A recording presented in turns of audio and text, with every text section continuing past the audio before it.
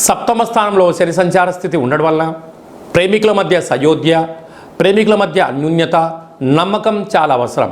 ఈ రెండు లేని చోట ప్రేమ కన్నా పగ పెరిగి ఒకరిపైన ఒకరు ఫిర్యాదులు చేసుకోవడం, ఎవరికి వారే యమునా తీరి అనే పరిస్థితి దయచేసి కలగజేసుకోవద్దు. అష్టమంలో రాహు సంచార స్థితి ఉండడం వలన మీ యొక్క జన్మ నక్షత్రం రోజున పూర్ణిమ అష్టమి తిథి యందున దూరవాయు జల ప్రయాణాలు పెట్టుకోవద్దు. వాహన ప్రమాదాలు పొంచి ఉన్నాయి, అనారోగ్య పరిస్థితి పొంచి ఉంది.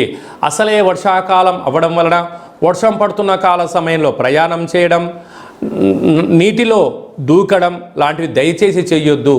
అనేక రకాలుగా వ్యాధులు మిమ్మల్ని పొంచి ఉన్నాయి, తస్మాత్ జాగ్రత్త. రాజ్యస్థానంలో కుజగురు సంచార స్థితి ఉండడం వలన వృత్తులలో, ఉద్యోగాల్లో, వ్యాపారాలలో ఎంతటి విజయం మీ సొంతమవుతుందో అంతే మంది శత్రువులు కూడా మీ వెనక పొంచి ఉన్నారు.